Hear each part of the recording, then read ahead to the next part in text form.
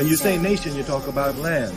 Our land is Africa. That's undeniable. This land is not our land. That what Frantz Fanon's theory, psychological theory, is that we're in a post-colonial psychology. And what he calls that is an auto-destructional stage, which is the oppressor will oppress for so long that the oppressed no longer have to be physically oppressed. They do it to themselves automatically. I'm black. Do you hear me, man? Do you understand? I am black. I'm a nigga. You understand me? I was born black, I live black, and I'm gonna die probably because I'm black. Because some cracker that knows I'm black better than you, nigga, is probably gonna put a bullet in the back of my head.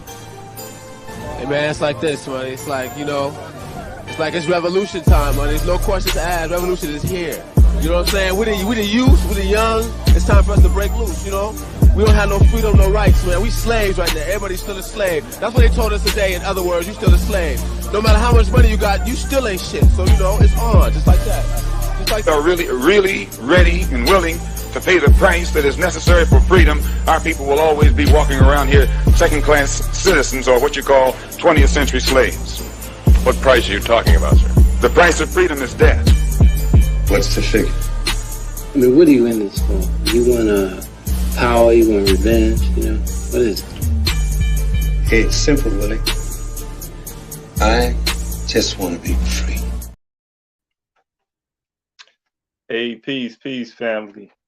This is Ikemba Ojore of We Charge Colonialism. Welcome to another episode, another study session. Let me not say episode. Welcome to another study session. This is the Blueprint for Black Power study session. I want to appreciate everybody that's on right now. You already know what I'm about to ask. Peace to the chat. I would appreciate if y'all like and share this podcast, and for anyone who's viewing now or will be viewing in the future, make sure you subscribe to the channel We Charge Colonialism. We're going to continue to build and grow, do these podcasts. We're going to be back this Saturday with our regular podcast on Saturdays at 10 a.m. Eastern time, me, Frank, and Natasha. So we've been going for about a month. I think it's been about 3 weeks, maybe 4 weeks, since we've been able to do our podcast on Saturday. And that's because there has been a lot of programs, events going on Saturday that we all have been involved in, whether together or separately with our organizations. So we haven't been able to go live on Saturdays. But this Saturday, May 6th at 10 a.m. Eastern time, check us out. We'll be back with our doing our weekly roundup and book readings. So we're still on the ISIS papers, chapter 2. So you definitely want to tune into that as we examine Dr. Francis Cress Welson's ISIS papers. So today I'm doing chapter 2 of the Blueprint for Black Power. We went through chapter 1. Had 19 study sessions doing chapter 1. And, you know, I was thinking earlier that when I go through this whole book, I think I'm going to start over and do this book again. And I might do it differently. I'm going to keep this same format right now. But I feel like when I go through this, I'm going to evolve a bit. And I'm going to want to come back and redo the Blueprint for Black Power. So just to build on what we're doing right now. So stay tuned for that. With that being said, though, I want to get into it. It's late for me, 9 p.m. Eastern time. Got a long day tomorrow, but I want to appreciate you all again for getting on. I'm on page 27, Blueprint for Black Power, chapter 2, Bases of Power, Organization and Ethnic Resources. And this is an important chapter because now in chapter 1, we discussed what power is. Now we're going to begin to get into some of these bases of power, the way power can be exercised and how a group can maintain and control power over another group. Like, what are some of these institutions, programs? What are some things that people or groups use, particularly the European, in our case, as African people? What does the European or any other group who looks to exploit African people. What do they use? What do they hold over our head to maintain this control over us? So let's get into it. And I think this is an opportunity for us to see what these bases of power are, so that we can flip it and begin to use these bases of power for our own benefit. There's a particular video I posted on Instagram. I posted a clip of Dr. Amington Wilson, and he's talking about the way that we think and behave, right? How we've been possessed by the European, their culture, their way of seeing the world, and we act in the benefit of this foreign culture, these foreign people, the European. So though we have bases of power, we do have possessed power. We don't use it to our own benefit. We work in our against our own interests and in the interests of European political economic domination over us. But the more we read this, we'll be able to identify that and understand what we have to do as a people. One of the things we have to do is get organized. I mean, that's one of the most important things to do. But let's get into it, though, and discuss. So again, I'm on page 27. He starts off with a quote by Alvin Toffler from Power Shift. Over-concentration of power resources is dangerous. Under-concentration of power resources is equally as dangerous. Conflict is an inescapable social fact. Power struggles are not necessarily bad. All right, and I think as we get into this chapter, it's going to connect to that particular quote. So we'll come back to that. So for social power to be exercised effectively, the power holder must possess or control some important or valued material and or social resource or resources, which is the basis of his power. By strategically rewarding or depriving others of these resources, he may use them to influence behavior in ways compatible with his interests. Resources, when used for such ends, is referred to as power bases or resources.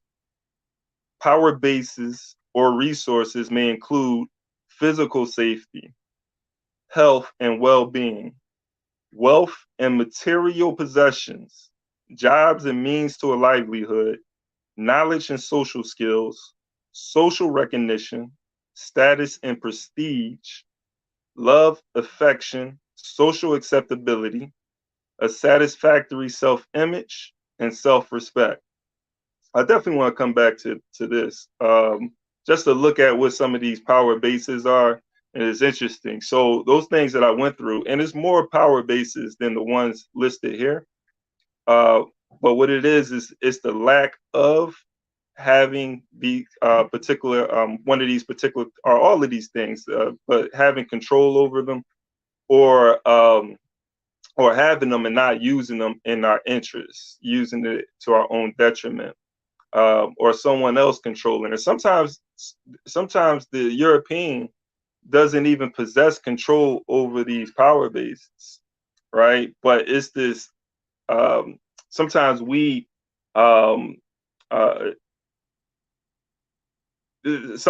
get deluded into believing that the European possesses power that they don't even have, right? We give up that power. For security, for instance, he talked about was that the first thing he said? For physical safety. We give up the security of our own communities to a foreign power, right? Well, why do we do that? But I'll come back to this. I definitely want to look at this. So he goes on. He says, Dye rightly cautions that power is not a thing exclusively possessed by an individual or group, but essentially refers to the nature of a relationship between individuals, groups, and institutions within a social system in which some individuals or groups have applicable control over certain vital or important social and material resources needed or desired by others. Again, that's interesting. And in the first chapter, Dr. Wilson talks about, power. This is a relationship that you have with an individual, with a group, or even a thing. You can exercise power over things as well. But in human relations and in society, and I think he may talk about it a little later in this chapter, but in order for power to be exercised, there has to be a relationship. There has to be a relationship between you and someone else, one group and another group. And power is never equally distributed between those different groups. The only way that that would happen is in a society, in a socialist or communal society, right? Within a communal society, you have this equal distribution of power. But when you're dealing with foreign groups, that power is never equal unless you come into a contract where there's this a relationship between you and someone else, where you both come into this social contract and say, hey, this is how we're going to distribute resources within this structure between us. And that happens through federations, right? This might not be the best example. Well, let's look at, I'm going to use the Native American, the Iroquois people. I was going to use the colonizers as an example, but why use the colonizers? We've been doing this. But if you look at the Iroquois, Native Americans, these are different indigenous groups who were had conflict with each other for centuries and decided to come together and form a pact between 5 or 6, I think it was 5 at one time, and then 6 indigenous groups, nations. I'm gonna say I'm not going to use tribe, but 6 indigenous nations coming together and distributing power equally among themselves, right? But that's not the relationship that Africans have with Europeans. Nowhere around the world is that the relationship that Africans have with Europeans. And this is why we have to question the institutions that we are a part of today. We have to overturn those, and we have to question them, and we have to overturn them and build new institutions. But let me continue on, though. So he says social power is based or rests on social desires and needs. Toffler asserts forthrightly that because people have needs and desires, those who can fulfill them hold potential power. Some power is exercised by supplying or withholding the desired or needed items and experiences. A power relationship and the inequality between the parties in such a relationship presupposes that the weaker party either lacks appropriate power resources or relatively fewer of them, or if he possesses them, does not possess the will and or ability to employ them effectively in his interests. All right, let me check this. Yes, peace. The family is all here. Appreciate y'all. So right here, again, he's talking about this power relationship. And what I just mentioned in regards to this inequality that exists. But again, this inequality exists because we are a part, we're part of we didn't even decide to do this, right? We've been forced into a social contract. I'm gonna just put it that way. I was gonna put it a nicer way, but we gotta be real about this. We've been forced into a social contract, right? Where the distribution of power is unequal. And that's because we started off under this current global system as a colonized people. The enslaver, the colonizer, has been able to dominate us under a system that they have designed. And so even as you can see today, even with the ending of formal colonialism and formal slavery, because we know that these things still exist. When you have a group of people that controls the wealth, controls, as Dr. Bobby E. Wright talked about, all the life-sustaining institutions. When you're dependent on food, clothing, shelter, water, you're dependent on these things, and the people who control those resources, those life-sustaining resources, are the same people who colonize and enslave you, and you continue to engage in this relationship or be a part of this, system that has historically oppressed and exploited you, and you're not looking for a way out. then you know, like, you're possessed. And this is what Dr. Emerson Wilson talks about, like how African people have been possessed, sort of like a spirit, you know, possessing the body. And so because the spirit, you know, when you say spirit, it has sort of these religious undertones. I won't use spirit because everybody is not religious or spiritual. But you know, these ideas, we've been sort of manipulated into taking on the ideas or the consciousness of another people. And when you take the way that the colonizer operates, everything that the colonizer does is for the benefit of themselves. And so you have to, under the system of colonialism, you have to function in a way that's going to benefit the colonizer, not to be a threat to colonialism, but to keep the system operating as it is. And so, you know, that's a serious problem. So they've been able to control these life-sustaining institutions. And I think, like, just what we can take from this is what we need to do as African people is to organize our bases of power and think about what bases of power do we have, right? Labor being what? Human power, right? Humanity, human beings, people are a resource, right? And we can organize our labor, because if you think about it, how has all the wealth been produced under this global system?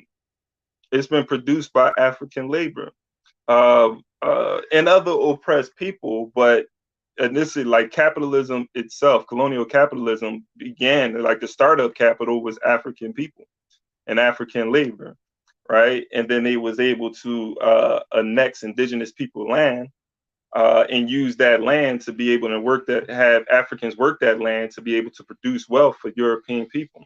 And so fundamentally, that hasn't changed in regards to African labor and Africans being the producers, right? Because this is how we have to begin to think. Because the colonizer, they think that is, you know, people is individuals and their ingenuity, right? These entrepreneurs, these are the ones who are the producers of wealth in society. They flipped it on us, right? When in reality, it's the masses of people, it's the working class who are producing. They are the ones who are working and producing all of the wealth in this society. And so this is going back to, you know, this power base. Like, our labor is a power base. If we decided not to work for the European, right, and to prop up the system, continue to work and invest our labor in the system, what would happen? You know, this system would collapse. It would collapse overnight. Right? But we can't, we're not organized enough to do that. We have to, this is why political education is important. But, you know, but just going back to the plan that we should, one of the strategies we should be engaged in is organizing our labor. And there are Black labor unions that are out there, but we have to be organizing our labor with the intent to be a self-determined and independent people. And this is, again, why political education is important. But that's a power base. Going back to the other ones, though, when he talked about safety. So something else we can do, we can begin to organize the people in our community to be able to secure the safety of our own communities. We don't need police patrolling our communities, right? I have no problem with abolishing the police, but we can't talk about abolishing the police if we don't put nothing in place to be able to secure our own communities. And we already know the contradiction when we have colonizers patrolling our communities there to protect and serve. Like, that's, again, you know, that right there is misleading, because the police, you know, they're there to protect and serve, but they're there to protect and serve the interests of the ruling class. They're there to protect and serve the bourgeoisie. They're not there to protect and serve the African working class. Because anytime, I mean, how are they protecting and serving when they're only there to after the crime has been committed? You know, think about it. They're there. The crime has already been committed, so they're there to just to cause confusion and chaos, as we see when you had Malcolm X talked about this. He talked about this contradiction. The more police you have that they hire and bring in your community, it seemed like the crime goes up. There's more crime in the community, right? Well, how else are they going to pay the police officers, right? It comes from our tax dollars. So if there's more police in the community, then there has to be more resources expended on that, and those police have to be doing something. They can't just be standing around not doing anything.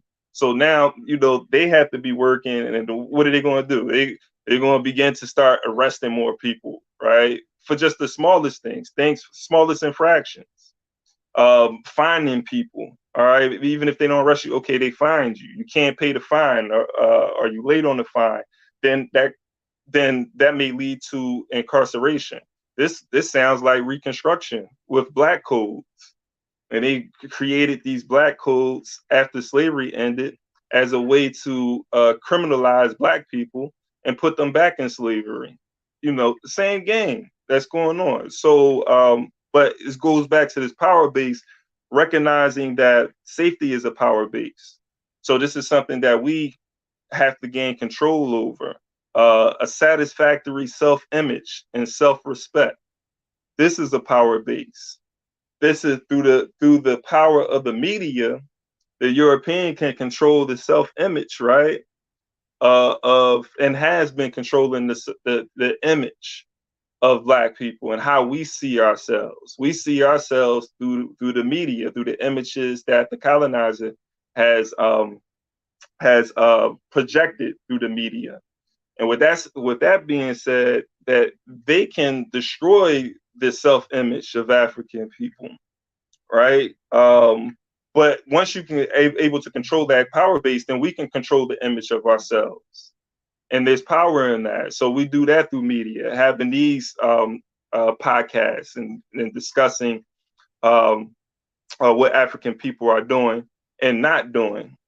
And when I say not doing, I'm talking about the negative images that the European portrays of African people, as if we're all a particular way, right? Like this criminal element in our community, where everybody looks at the African as a criminal. They're scared to walk through the black community because of what may happen to them.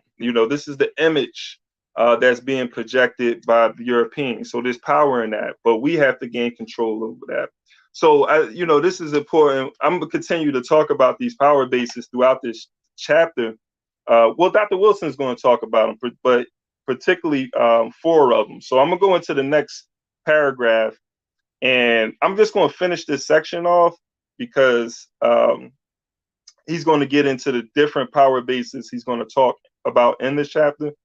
And so the next time I do this, I want to go straight into those different power bases. So he says, we have no intentions to review the quite sizable number of possible power bases here. We shall constrain ourselves to brief but pertinent discussions of those power resources which are of important relevance to African Americans and the power relations between them and European Americans. These power resources include property, organization, race consciousness, and ideology. We do not include state politics in our discussion at this juncture because in the context of contemporary African American social, political, and economic culture, and the more basic issues it must resolve, state politics is of secondary importance to the Black community. This is important right here. Black politics and activism without Black ownership and control over primary forms and bases of power such as property, wealth, organization, etc., is the recipe for Black political and non-political powerlessness. The rather obtuse pursuit of political office and the ballot box as primary sources of power by the Black community and its politicians without its concomitant ownership of and control over important resources has actually hindered the development of real Black power in America.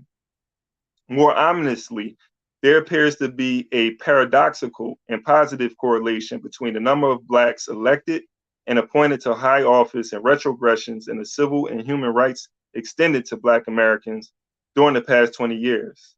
Increases in homelessness, poverty, unemployment, criminality, and violence in the Black community.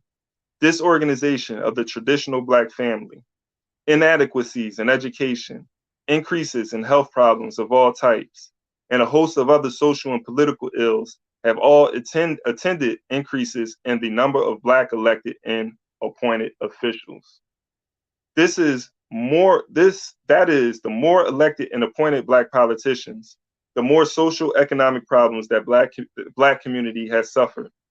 While we are not implying a causal relationship between the increase of the number of Black appointed and elected officials and the increased misery indices of the Black community, we are implying or asserting that their increases obscures those things which are responsible for and do little to ameliorate or uproot the increasing prevalence of social and economic problems in the Black community. This is powerful right here. The community's concern with the election and appointment of Black political figures helps it to maintain false hopes that their attainment of office will significantly resolve its problems. The activities of Black politicians, given the current inadequacy of social organization and economic resources, harmfully distract the Black community's attention from recognizing and eradicating the true causes of its problems and the remediation of its powerlessness. So let me finish this section off. He goes on to say, we shall presently look at ethnic groups whose economic, educational, social, and political progress in America have been phenomenal and often surpasses that of Black Americans, yet who have not acquired one elected or appointed official to high political office.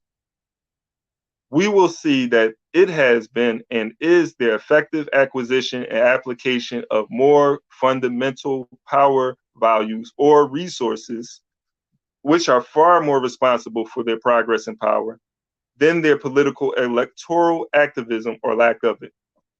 In our ensuing discussion of the basis of power, we will therefore put first things first, and Black American politics as usual is not one of these. So again, that's Dr. Wilson always is on point. But yeah, like the politics, I mean, it's simple right here. Black people, how many Black mayors we have? How many Black city council members we have? And some of the, especially you look at these major cities, right? Where you go to Chicago, they had a Black mayor. Philadelphia had, a Black mayor. Not current last one, but before that, Atlanta. I mean, you can go on and on, and then you go to some of these townships, Black suburban areas of townships or communities with Black representatives, and there's still, even though you have, NYC, absolutely Black mayor, but with all of these Black people who are quote unquote positions of power, there still has been an increase in crime in our communities. There's still, more Black people are locked up today than they were when we didn't have Black people in these positions of power, right? More health problems. The gap between wealth is widening. The gap between white ownership of houses and Black ownership of homes is widening. And I look at the statistics, the gap between Black and white people in the United States, where I'm based, is wider now than it was during segregation. Like, come on, y'all. Like, let's look at the numbers. Let's look at what's happening. So Dr. Wilson's on point, and the reason why, though, is that these Black people who are in positions of power, they're carrying on the policies of colonialism. At the end of the day, they're carrying on the policies of colonial capitalism. They're not there to overturn the system. They're not there to change the relationship between Black people and white people. And that's anywhere, not just here in the United States. Dad, and Kruma in the building. Hey, that's what's up, my brother. Yeah, but they're not there to change that relationship. This is neo-colonial. And Nkrumah, you right on point, because Nkrumah told us about neo-colonialism, right? So this is the issue that Africans are facing on the continent. This is the issues that Africans are facing in the Caribbean, South America, North America, Europe, wherever we are. And Europe is different. That's a whole different monster. Because Africans definitely represent a minority there. But in the United States, where they also represent a minority, you see neo-colonialism is not just in Africa, right? We have this internal colony in the States where we have colonialism, but there's this new face of colonialism in the Black community. So even though we have been given this right to vote, quote unquote, right to vote, but you have what Dr. Wilson talked about, I think in the last chapter, he's going to talk about this later on, but you have the right to vote for who? Like a Democrat or a Republican, right? Parties that are bourgeois parties. These are bourgeois parties. These are parties that's controlled by the ruling class, right? So they fall in line. But I think this is good, great point that Dr. Wilson is making right here. And he's not making the causal relationship. But I think he's just saying that, this can't be the focus, though. We can't focus. There's been a history of Black people voting, Black people holding office. That happened during Reconstruction. Black people are in office and then pushed out of the electoral arena and wasn't able to really participate in electoral politics, particularly in the South, until 100 years later, until the 1960s. And still, as Malcolm X talked about, they got this thing called gerrymandering, right? Where they redraw the districts and have it when you're voting, you voting for nobody. Like you still voting against it. It's the same old game. So yeah, but I think that's an important point. What's something else I want to pull out? So Black politics. He said Black politics and activism. Oh yeah, so this is an important point. I'm probably leave it here. So Black politics and activism without the Black ownership of and control over primary forms and bases of power such as property, wealth, organization, etc. Right? He went through all of the other. It's a plethora of. We could create power. That's going to be another discussion. But we create power bases. We can do that. It doesn't. A power base isn't necessarily, isn't just resources, tangible resources. Because he even talked about self-image, self-respect, right? So we can create. It's creating a need or a desire for someone else. And the European has been very good at that, man. He got us desiring and thinking that we need things that we don't even need. And then, so he creates power bases. As we go through this chapter, we're going to really get into that, man. So we can like flushing that out and being able to identify. But I think y'all get it. I mean, every day our people, the masses of people are out there investing and spending their money. I don't even say investing, wasting their money on things that they don't even need because someone has created this desire and creating these industries. These are power bases. So we have to be able to create these power bases and these needs and these wants for others, right? And so to take this power away from the European. It's another point. Let me see. A rather obtuse pursuit of political office and a ballot box as primary sources of power by the Black community and its politicians without, like if you're going to do that, you're going to need the ownership of and control of important resources. And this has actually hindered the development of real Black power in America. It definitely is. And so the last thing he talked about, he's going through the rest of the chapter, he's going to use these examples of other groups of people who are not necessarily engaged in electoral politics the way that Black people are, and still have been able to acquire and exercise more power than Black people in the States who have been here for centuries, right? Who have been here longer and who have represent a numerical number, a larger number of people than these other groups, right? But these other groups have been able to surpass them. And what they have been able to do is pull their resources together, ownership of vital resources, wealth, and now that they have those things, they acquire those power bases, they're able to influence politicians. They're able to take their resources and get behind particular politicians who are working in their interests. They don't have to run anybody for office. They can use their resources and influence the direction of policy, influence the direction of the policymakers, right? So that's something that we haven't been the best at doing, at least the masses of African people. The bourgeois has been good at doing it, but yeah. So I'm gonna leave it there. Like I'm stop at on page 29. Next time we get into it, we're gonna talk about property and power. Property and power on page 29. So I appreciate everybody for joining this discussion, man, being a part of this.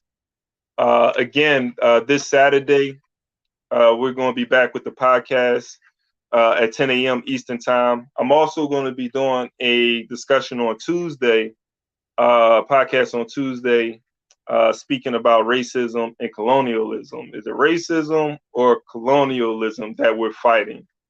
That's the question.